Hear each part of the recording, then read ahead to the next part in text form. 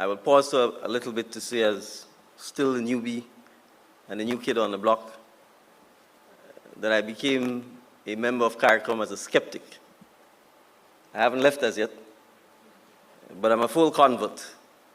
And I will even go so far as to say that I've become a bit of a zealot when it comes to CARICOM.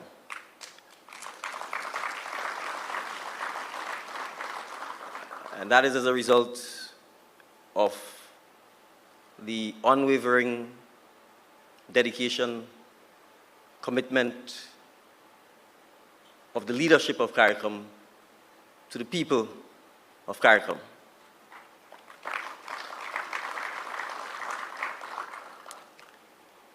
I wish to recognize some of our specially invited guests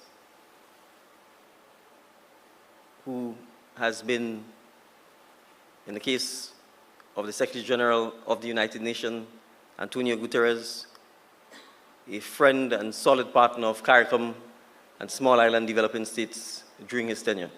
So Secretary General, welcome again to another CARICOM Heads of Government conference. I wish to recognize, sitting next to you,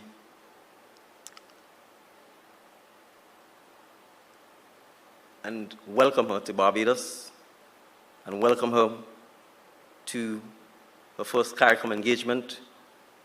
If I'm a betting man, I will say it will not be the last. Her Excellency Ursula von der Leyen, President of the European Commission. Welcome.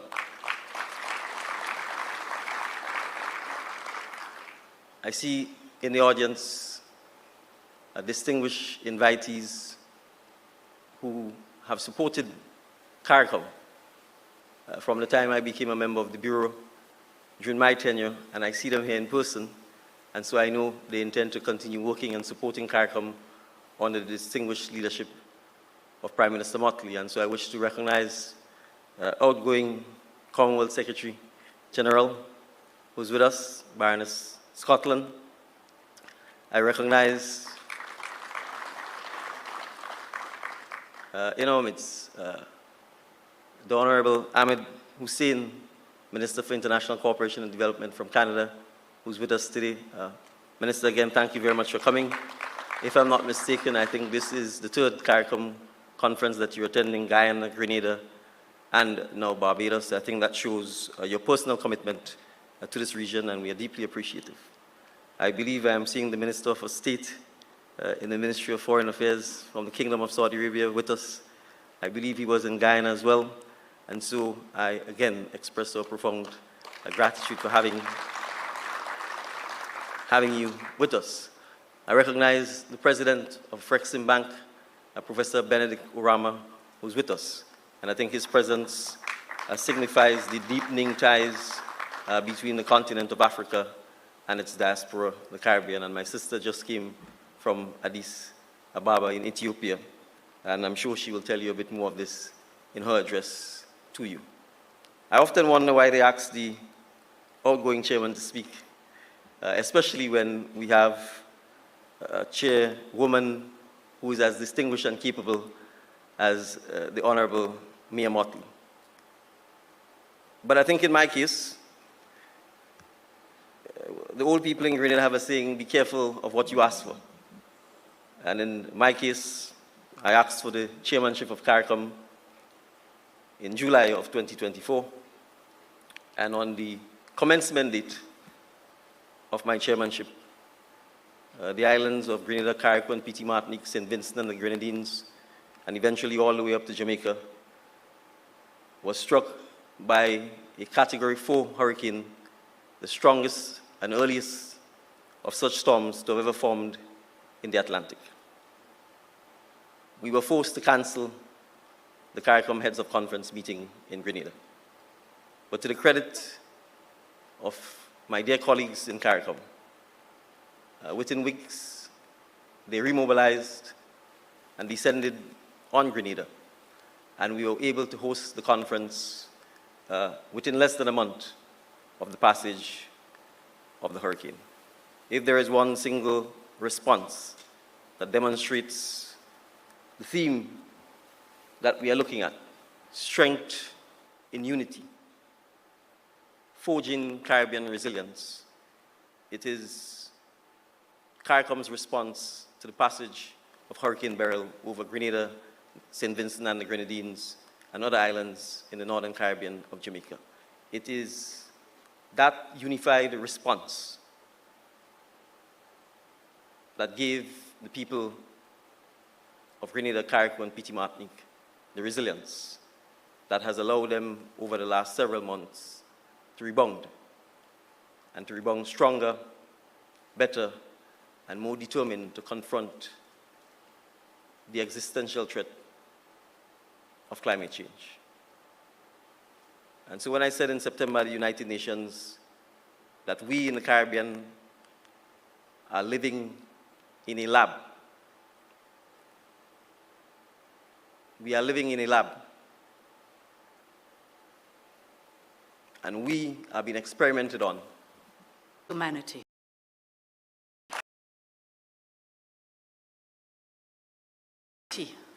And the universal rights of every single human being is untouchable and must be defended by all means. You always stood unwaveringly on the side of human rights. Your voice is heard across the globe. You have shown your big heart and your great courage, and Europe will always be grateful for that. Now, 3 years on, we live in an even more challenging world. And this is why the Caribbean and Europe need each other more than ever before. Major economies are competing for access to minerals, new technologies, and global trade routes. And you know exactly what this means for everybody else. Smaller countries, be they in Europe or the Caribbean, risk not only being squeezed, but cut off from global supply chains. You have already faced situations where it was impossible for you to procure batteries or electric cars or life-saving vaccines. And this is just not only unfair, it is in no one's interest, because there are challenges that all countries face, whether large or small, developed or developing. We all need to protect nature. We all need to stop and reverse global warming. The foundation of our livelihood is this one planet with its phenomenal nature. We all need to face rising threats to human health. We all need to grasp the opportunities of the digital economy while managing its risks. On challenges like these, we are not in a race against each other. We are in a race against time. So even in a moment of harsh competition, we need to join forces. And this is what brings me here today. In this world, where there's a clear attempt by some to build spheres of influence, where competing visions of the world order are leading to a more transactional approach to global affairs, where the disruptive potential of intense competition is rising, where there is no win-win situation, but a win-lose situation is what is the right. In this world, Europe's offer is clear. Let's have a look for shared values, for mutual interests, and work together. This is the call of today. And our two regions have so much in common. In the last few years, our investment partnership has become stronger and deeper. First and foremost on decarbonization and nature protection. Europe understands how the fight against climate change is paramount to the Caribbean states, because it is intrinsically linked to your very existence. We understand how fundamental it is for small islands to have a front seat at the table where you can be the strong voice you deserve to be for this cause. And let's be very clear. All continents will have to speed up the transition to climate neutrality. We all have to deal with the growing burden of climate change. Its impact is impossible to ignore. Heat waves across Asia, floods from Brazil to Indonesia, from Africa to Europe, hurricanes in the United States and in the Caribbean. The clock is ticking. And yes, we are one planet. Climate change must still be on top of the global agenda. And its impact on development must be at the same level of priority. The world needs to move towards net zero. Every region should have its own clean tech value chains, and every region should reap the economic benefits. This is a central goal of Europe's Global Gateway Investment Programme. And today we are launching a new energy transition partnership to produce clean energy and clean hydrogen in the Caribbean. But we are also working on local clean tech value chains. For instance, and I love this project, by turning the dangerous sargassum, this dangerous seaweed, into a source of clean energy. Together we can build local solutions to the most burning global issues. What we have to do is join forces and tap into this potential. Work constructively together. If we work together and join forces in a win-win situation, we can move mountains. And there's so much potential here in the Caribbean. You have a skilled workforce. You have a strong education system. You have many rising industries. I know you want and you can move up the global value chain. And this is an interest we share. Let me take, for example, pharma. We all remember the disruption of COVID, and it was bitter for you. When it was almost impossible to procure not only vaccines, but also basic medicines like paracetamol. Prime Minister Motley, my dear Mia, you have mentioned several times your concerns on the silent pandemic of antimicrobial resistance.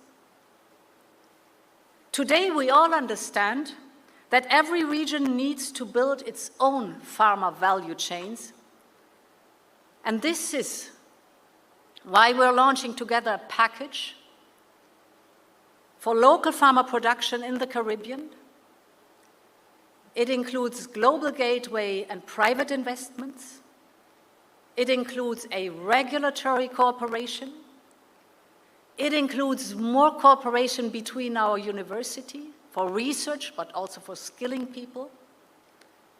And all of this to build a Caribbean pharma industry starting with Barbados and Guyana, Europe has a unique expertise and we're ready to share it so you can diversify your economy, because this is de-risking global value chains and it is in our interest. This is what I call the true mutual interest. And my third and final example has to do with the digital economy.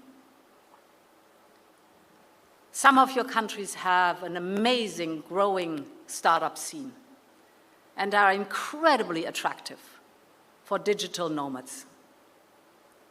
But you also face connectivity issues, especially in rural areas and remote islands.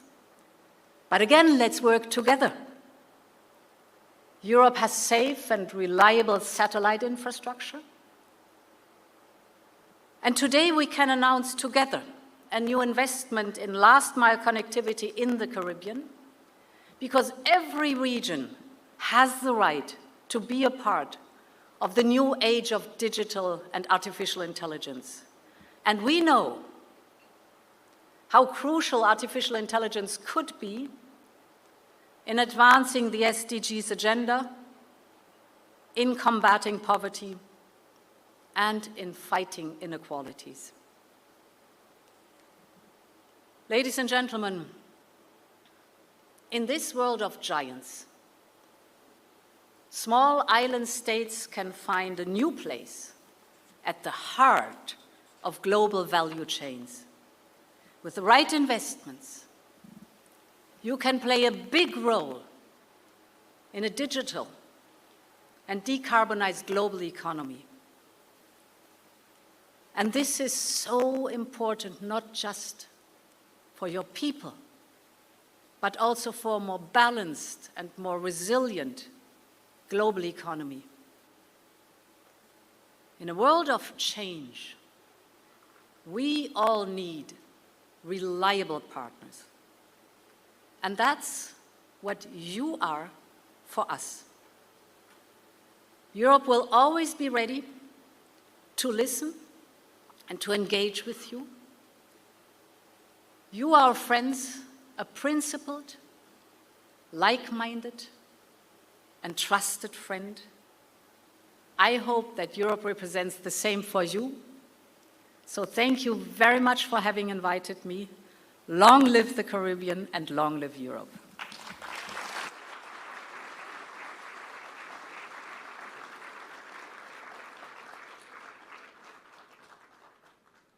Thank you, Your Excellency, Ursula von der Leyen, President of the European Commission.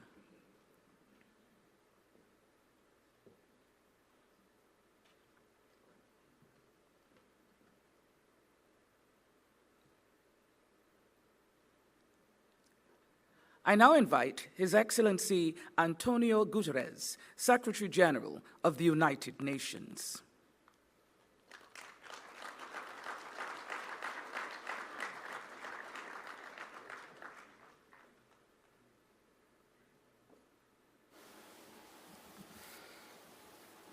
Your Excellencies, distinguished guests, ladies and gentlemen, all protocol observed. It is a joy to be with you in Barbados and an honor to be back in the Caribbean. And I'm delighted to meet Prime Minister Motley again so soon after the African Union Summit in Ethiopia, where you delivered such a powerful message on the legacies of slavery and colonialism and reparatory justice. Excellencies, the exquisite beauty of the Caribbean is famed the world over, but there is trouble in paradise. Wave after wave of crisis is pounding your people and your islands, with no time to catch your breath before the next disaster strikes. Geopolitical tensions fueling uncertainty, the scaring effects of COVID-19 leaving a trail of socio-economic crises, soaring debt and interest rates on top of a surge in the cost of living, all amidst a deadly swell of climate disasters, ripping development gains to shreds and blowing holes through your national budgets. And all as you remain locked out of many international institutions, one of the many legacies of colonialism today. Excellencies, dear friends, the cure for these ills is global. International solutions are essential to create a better today and a brighter tomorrow for this wonderful region and for the world. We have progress on which to build, hard-won global commitments to address the immense challenges we face, but we need the world to deliver. The irrepressible strengths of a unified Caribbean and commitment to multilateralism, which have done so much to advance global progress, is vital to achieving that aim. And your theme for this year, Strength in Unity, is truly a theme for our times. I see three key areas where together we must drive progress. First, unity for peace and security, particularly to address the appalling situation in Haiti, where gangs are inflicting intolerable suffering on a desperate and frightened people. CARICOM and the Eminent Persons Group have provided invaluable support. We must keep working for a political process owned and led by the Haitians that restores democratic institutions through elections. And I will soon report to the United Nations Security Council on the situation in Haiti, including proposals on the role the UN can play to support stability and security and address the root causes of the crisis. It is my intention to present to the Security Council a proposal that is very similar to the one that we have presented for Somalia, in which the UN assumes the responsibility of the structural and logistical expenditures that are necessary to put the force in place, and the salaries of the force are paid through the trust fund that already exists. And if the Security Council will accept this proposal, we will have the conditions to finally have an effective force to defeat the gangs in Haiti and create the conditions for democracy to thrive. And I urge you to continue your work and advocacy to tackle the weapons and drug trafficking that is fueling violence across the region, including through prevention. But let's be clear, to fight drug trafficking or to fight weapons trafficking, we also need to address the countries of origin and the countries of destination. Without their cooperation, we will never be able to win this battle, and the people of the Caribbean is paying a heavy price for the lack of cooperation that unfortunately we still face. Second, unity on the climate crisis. You face a deplorable injustice. A crisis you have done next to nothing to create is wrecking economies, ruining lives, and threatening your very existence. Together, you have fought tooth and nail for the global commitment to limit global temperature rise to 1.5 degrees. This year, countries must deliver new national climate action plans ahead of COP30 that align with that goal, with the G20, the big polluters, leading the way. This is a chance for the world to get a grip on emissions. And it is also a chance for the Caribbean to seize the benefits of clean power, to tap your vast renewables potential, and to turn your back on costly fossil fuel imports. But this requires finance. We need confidence that $1.3 trillion agreed at COP29 will be mobilized, and we need the world to get serious in responding to the disasters that we know will keep coming. Adaptation is critical for this region to save lives and to make economies resilient. And we need developed countries to honor their promises on adaptation finance and more. And we need meaningful contributions to the new loss and damage fund. When the fund was created, the pledges made are equivalent to the new contract for just one baseball player in New York City. Let's be clear, the loss and damage fund must be a serious thing. And we must be able to find new innovative sources of financing, and namely to finally put seriously a price on carbon, and there are different ways to achieve this goal. Excellencies, this must be part of broader efforts, because third, we need unity for sustainable development. Globally, the Sustainable Development Goals are starved of adequate finance, as debt servicing soak-up funds and international financial institutions remain underpowered. Caribbean countries have been at the forefront of the fight for the change, pioneering bold and creative solutions. And the Pact for the Future, agreed last year, together with the Bridgetown Initiative, now 3.0, marks significant progress, and I thank you all for your support.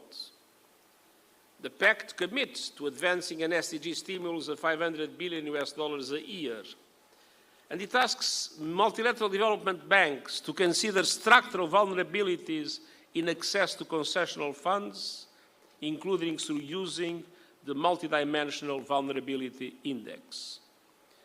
With this or any other instrument, it is absolutely essential that middle-income countries that have dramatic vulnerabilities, especially because of climate change, have access to concessional funding. Without it, it is impossible to recover and to build the resilience that is so much highlighted in this Congress.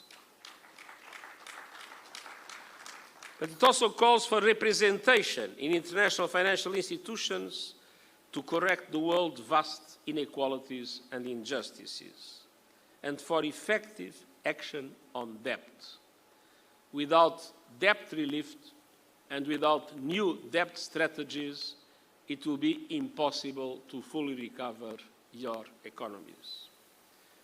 At the same time, we need bigger and bolder multilateral development banks with more capital, more lending capacity, and more capacity also to leverage private funding for the kind of investments that are essential to build resilience and to promote sustainable development in countries like the countries of the Caribbean.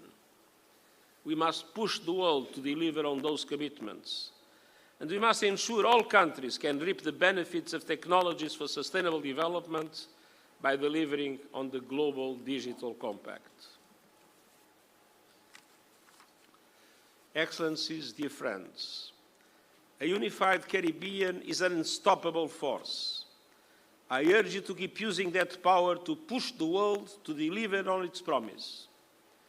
And I can guarantee that the United Nations and myself are with you and will remain with you every step of the way. Thank you very much.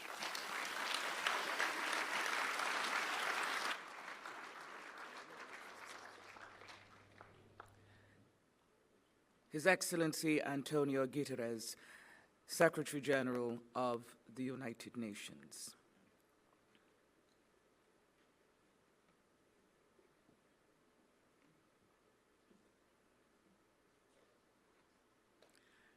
Ladies and gentlemen, please join me in welcoming to the stage the Honorable Mia Amor Motley, Prime Minister of Barbados and Chairperson of CARICOM, to deliver the feature address.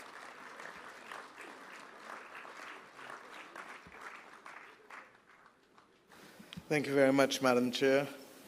Madam President of Barbados, Dame Sandra Mason, distinguished heads of state and heads of government of the Caribbean community, Secretary General of the Caribbean Community, Secretary General of the United Nations, President of the European Commission, Secretary General of the Commonwealth Chief Justice of Barbados, the Honorable Mr. Leslie Haynes, distinguished ministers of the Caribbean community, members of Parliament, members of the judiciary, members of the diplomatic corps, ministers from Saudi Arabia, Canada, France, and indeed Special Envoy from the United Arab Emirates, distinguished ladies and gentlemen. You have heard everybody on this platform this evening. And what is clear is that it cannot be business as usual. We have come to Bridgetown in this year of 2025 at a time when the world is reeling from all kinds of problems. The climate crisis, we don't need anyone to tell us about it. Prime Minister Mitchell spoke from the heart with respect to the consequences of Hurricane Beryl in CARICOM, in Petit Martinique and Grenada, in Union Island, in St. Vincent and the Grenadines generally, to the farmers in Jamaica, and to the fisher folk and fishermen of Barbados. We know what it is each summer to have to hold our breath and to wait and to hope that this is not going to be our turn. We know firsthand how the world has become an awful place since the pandemic, where all of the warts and all of the scars and all of the cuts have become very, very clear and open for everyone to see, and where effectively the world has said that might is right, and where small states are often excluded because our orders are too minuscule to command attention. We live in a world where fake news is now the order of the day. And day by day, leaders, not just of governments, but of churches, of private sector, of households, have to worry about the fact that someone will post something that probably is not true about them. We live in a world where the opportunity for facts and shared values in common spaces is becoming rarer and rarer, simply because everyone is into their own echo chamber rather than in national entities being able to share and to relate so that we have a common perspective to keep our democracy strong. This meeting, my friends, cannot be business as usual. The Secretary General has already heard me on the fact that the only way we will make it through these difficult times is if we are prepared to be more unified and bolder than ever. I pray that those comments which have been made up here, and I thank Decon for also speaking on the matter of reparations and reminding us of the importance of the Africa Union this weekend. I was there, yes, with the Secretary General and Professor Urama from the Africa Exim Bank. And indeed, the partnership is strong, and we await the next meeting, the first one ever in person, on the 7th of September. We thank you, Ursula, for coming to the Caribbean, because in this world of grave difficulties confronting us at all levels, partnerships across the world will be important if we are going to survive the many challenges that are not unique to any one region, but indeed hold all of us in a very, very difficult position. I ask us, as we reflect on these matters, to recognize that if this institution of regional unity is to be fit for purpose in the 21st century, the third decade, then it may well require some decisions, Ralph, that those of you like Roosevelt and yourself may have wanted to see in the past, but have eluded us thus far. Freedom of movement of Caribbean people is at the center of who and why we are here. And I trust and pray that we can leave Bridgetown with clarity on this objective. Secondly, the issue of cost of living continues to bedevil too many of our people. and we run the risk that our traditional sources of food may well become more difficult to access because of the climate crisis and because of decisions on the movement of labor. And to that extent, while we have spoken at length always about creating new sources for imports while boosting our production regionally, we can no longer speak about it, but it must become our reality, because food and water are the new oil of this 21st century. At the same time, our education is in shambles in the region, and the quicker we come together and coordinate the reform that is necessary for it, the better we will be, because we cannot build out this region with the old educational systems of the colonial system that are hierarchical in nature and ignore the reality. Ignore the reality.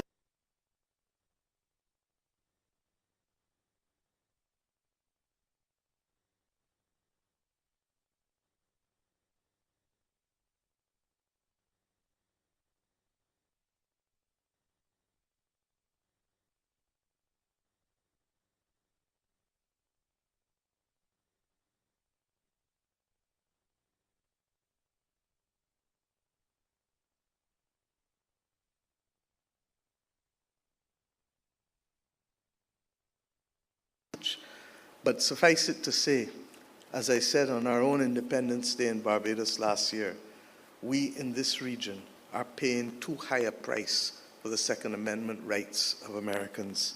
And the reality is that we have come at this point with a George Bridge Declaration reached by heads of government in Guyana on the 25th of November last year that will allow us to address issues of strengthening our law enforcement, strengthening and reforming our criminal justice system, but above all else, treating crime as a public health disease, and also ensuring that we create the opportunities for our young people so that they are not taken on that path that has led us in this region to have one of the highest homicide per capita rates, regrettably, in the world. My friends, I have said these things recognizing that if ever there was a time for us to make bare our hearts and our minds to each other as heads of government, it is at this point. And I trust and pray that if we are able to do so, then we truly can hold hands and walk in lockstep. This is not a moment today for me for a lot of long talk or a lot of long speeches. What is required of me as chairman is to ask each and every one of us to make that commitment, to expose our hearts and our minds and find common ground and common purpose, so as to ensure that as the world starts to fall in ways that none of us expected 20, 30 years ago or even 10 years ago, that we can hold a center, recognizing that we will always, always, always be stronger together. We have a responsibility to reform this institution. We have spoken for too long as to the need for independent funding mechanisms, whether it is assessed at the imports, whether it is an issue of a small fee for all border passings, people coming in and out of our borders, or whether it is the assignment of renewable energy licenses to CARICOM and our regional institutions. The time is upon us for settling the independent funding of this Caribbean community. In addition, we need to review the governance mechanisms and to recognize that there may be a need for a greater political voice alongside the administrative structures of CARICOM as we have come to know it over the last few decades. I pray that as we reflect on the urgent need for cooperation and unity, that above all else, we shall continue to see our people up front and center. In that regard, the Haitian people must be at the center of all that we reflect upon. Their situation continues to be of major concern to us, and it is not going to be sufficient just to be able to say that Haiti will have an election on November 15th. It is not going to be sufficient to just stabilize the security situation of Haiti. 30 years ago, when I came to public life, my Prime Minister at the time made his first trip when he was sworn in to Washington to deal with the issue of Haiti. 30 years on, we are dealing with it again. In the absence of a proper development plan that sees the people of Haiti, that gives them minimum rights of education and access to health care and all of the other basic rights that we fight for our own citizens. In the absence of that, Haiti will be around as a problem in another 10, 20, and 30 years. That cannot be the aspiration of Caribbean people. I ask us as we come to Bridgetown, therefore, to appreciate that we may not have the luxury of having a heads meeting that follows the usual template.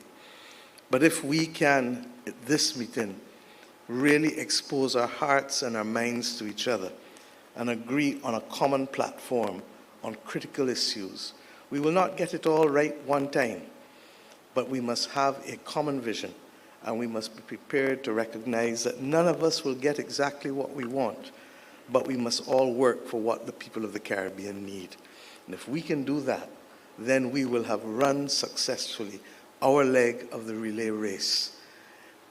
It was once said, when the West Indies Federation broke, that 1 from 10 leaves 0. Today, the heads of government and the heads of state of the Caribbean region must show in a mathematical way that 1 times 15 is equal to 1. If 1 times 15 is equal to 1, then we shall be able to withstand all that is thrown upon us from the world and from within, and arise to the point where we will bring to our people a level of economic development, stability, and prosperity, in spite of the fact that for 6 months of the year we live in fear of that climate crisis, in spite of the fact that we are subject to international economic shocks, in spite of the fact that all of these things continue to be devilish. And why? Because we come from a proud people who have known what it is to be resilient and to rise above all challenges.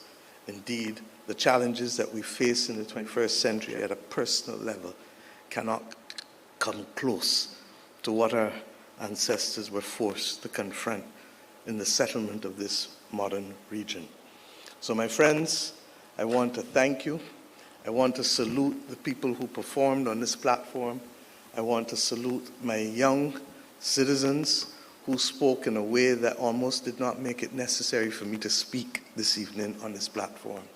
And I invite you, as you reflect on this meeting, to recognize that with a true Caribbean flair, we can do serious things while still remembering who we are and how we move as a people and our culture. And in that vein, I invite you back to Barbados between the 22nd and 31st of August for CARIFESTA 15. I say to my brothers and sisters as heads, please ensure that we can have, even in the midst of all of this, an expression of our creativity, from fashion to food, from art to music to dance to sculpture to talk, which we do well. Let CARIFESTA 15 be that relief point for our people, and that allows us to show the world that in spite of everything else that we face, we have not lost the essence and the flair of being a true Caribbean person. God bless you all, and may we be successful in this conference. Thank you.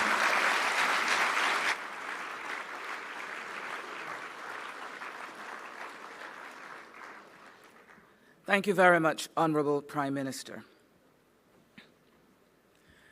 The Caribbean conjures up sun, sea, warm smiles, and pulsating rhythms, steel pan rhythms in particular.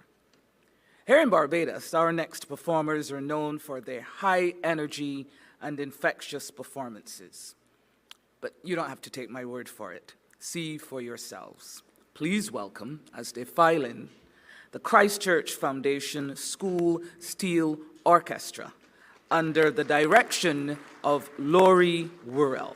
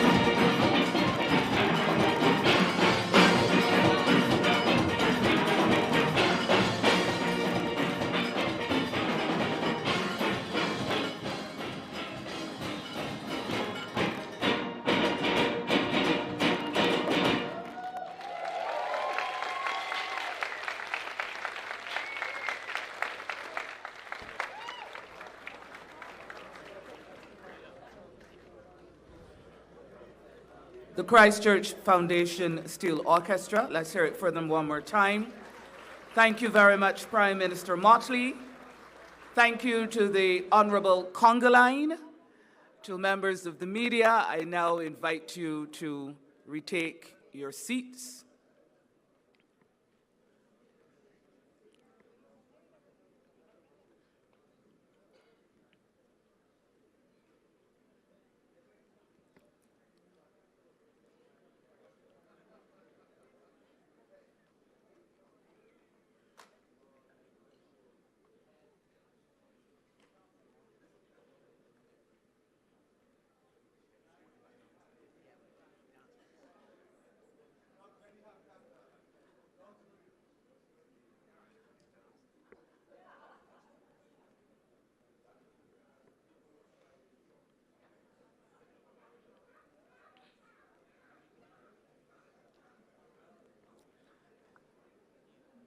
And I cannot help but mention Honourable Prime Minister Rowley. This was in fact our special gift to you because we know what you're missing in TNT. Just a little taste. You're most welcome, sir. And so there is no more fitting moment than to celebrate CARICOM right now, to celebrate our unity, our shared passions and commitment, our destiny and our future. So let's welcome, please remain seated. Let's welcome the Rhythm Tribe dancers as we celebrate CARICOM.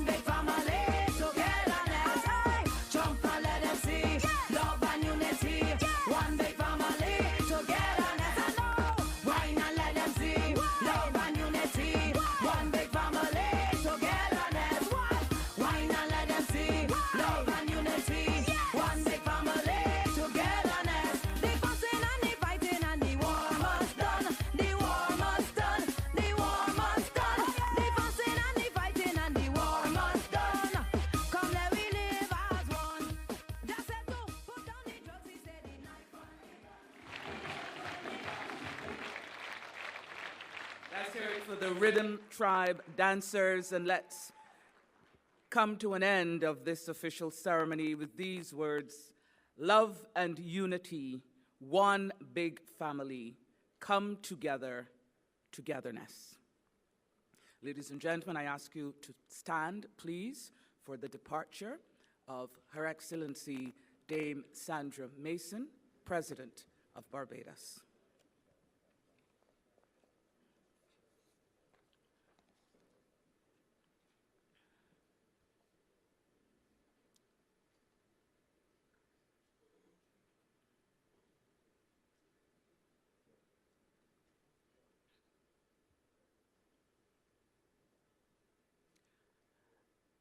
And now that we have all of the visiting heads of government with us, I invite you to crave our indulgence by returning to the stage so we can take one final official photograph, and you'll be escorted by the protocol officers. Ladies and gentlemen, you may sit.